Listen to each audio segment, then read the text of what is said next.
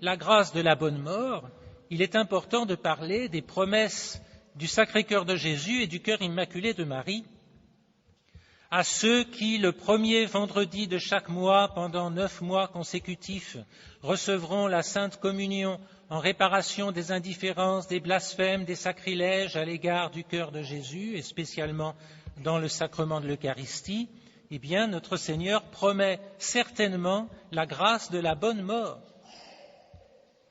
À ceux qui pratiqueront la dévotion réparatrice des premiers samedis de chaque mois, pendant 5 mois consécutifs, la Vierge Marie, à Fatima aussi, a promis la grâce de la bonne mort. Et pourquoi ces promesses extraordinaires?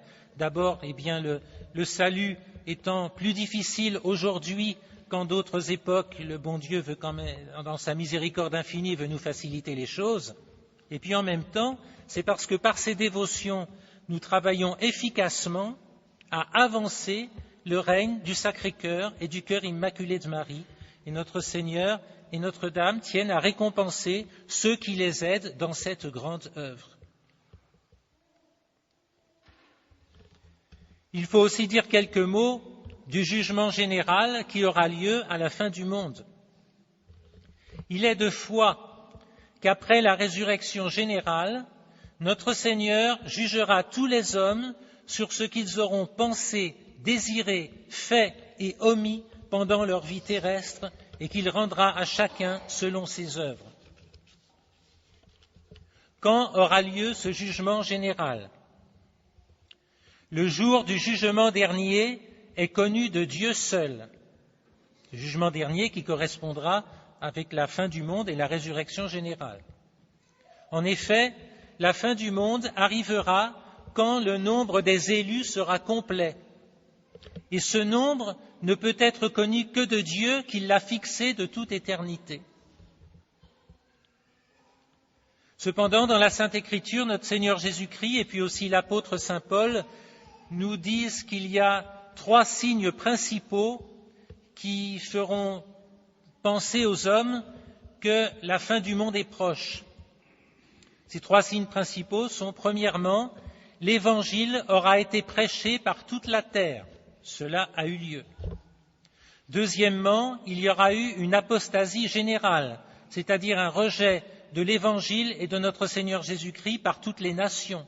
Nous y sommes.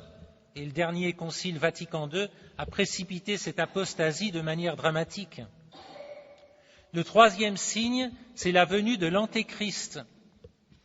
Le pape Saint Pie X, déjà de son temps, au début du XXe siècle, se demandait si l'Antéchrist n'était pas déjà né.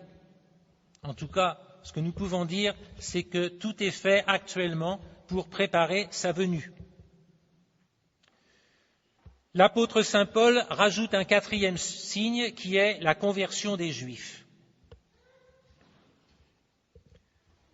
Lorsque la fin du monde sera imminente, notre Seigneur nous enseigne que divers événements se rajouteront. Le soleil s'obscurcira, la lune ne donnera plus sa clarté, les astres tomberont du ciel, sur la terre les nations seront dans l'angoisse, car les puissances des cieux seront ébranlées. Et puis, il y aura l'embrasement général du monde, un feu purificateur pour purifier la terre de tous les péchés qui y ont été commis dans toute l'histoire. Les flammes de ce feu atteindront une hauteur qui dépassera le sommet des montagnes, comme les eaux du déluge, nous dit saint Thomas d'Aquin. Ce feu fera mourir tout être vivant sur la terre. Lorsque toute la vie aura disparu sur cette terre, un ange sonnera de la trompette et alors tous les hommes ressusciteront pour assister au retour de notre Seigneur dans la gloire. Alors lui qui a été si injustement et odieusement condamné par les hommes le vendredi saint, il se montrera aux yeux de tous sur un tribunal pour juger toute l'humanité à la terreur de tous ses ennemis. On peut se demander pourquoi il y aura un jugement général à la fin des temps, alors que tous les hommes auront déjà été jugés, en particulier à l'instant de leur mort. Eh bien, le catéchisme du Concile de Trente nous donne un certain nombre de raisons en se plaçant du côté de la justice divine. Tout d'abord, la première chose, une chose à laquelle il nous faut penser, eh bien, c'est que l'exemple que nous avons donné pendant notre vie pourra avoir une influence après notre mort. Bien sûr, on se rappelle les bons exemples de bons parents, de bons grands-parents, et inversement, malheureusement, s'il y a eu des mauvais exemples. Notre conduite pourra donc continuer à avoir des conséquences après notre mort. Et ces conséquences devront alors être jugées, qu'elles soient bonnes ou qu'elles soient mauvaises. C'est encore plus vrai pour les grands saints ou les grands criminels.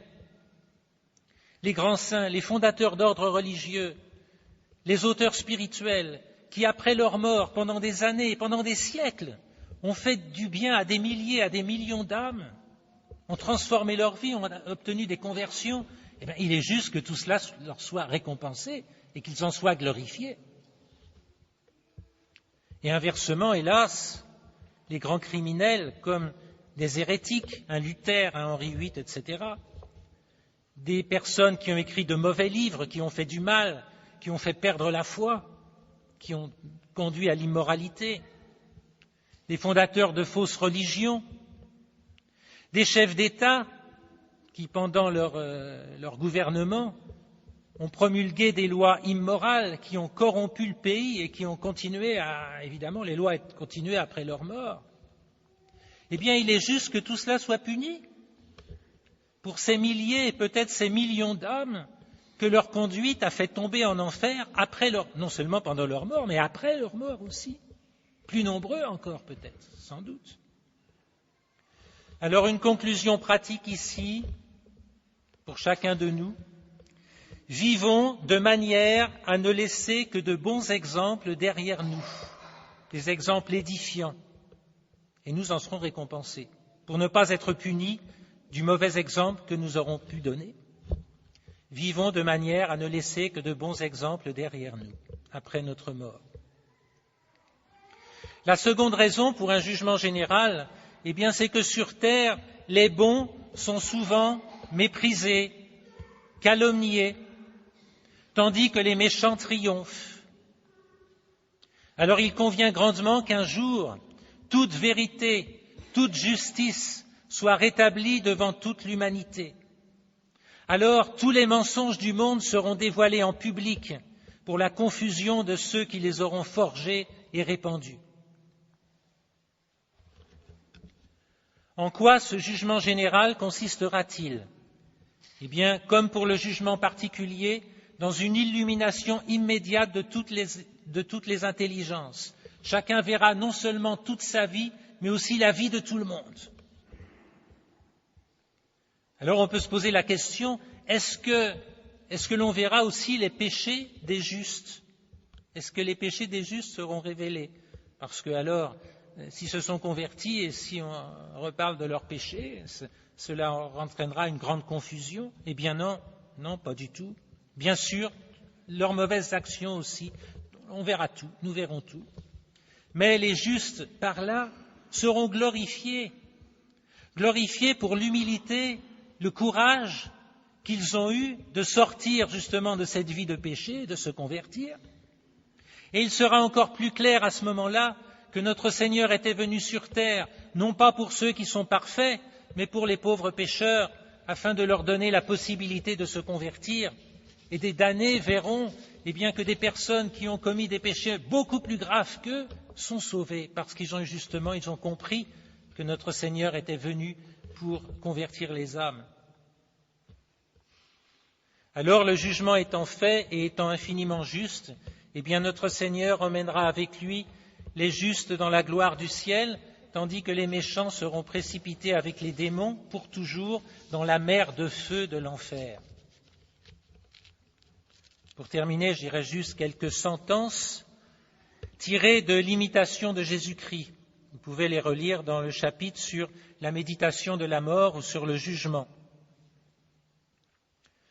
Dans toutes vos actions, dans toutes vos pensées, vous devriez être tel que vous seriez s'il vous fallait mourir aujourd'hui. Si aujourd'hui vous n'êtes pas prêt, comment le serez-vous demain? Et enfin, rien ne donnera une si grande confiance de mourir heureusement que le parfait mépris du monde, le désir ardent d'avancer dans la vertu, l'amour de la régularité, le travail de la pénitence, l'abnégation de soi-même et la constance à souffrir toutes sortes d'adversités pour l'amour de Jésus-Christ. Que Saint Joseph, patron de la bonne mort, nous vienne en aide.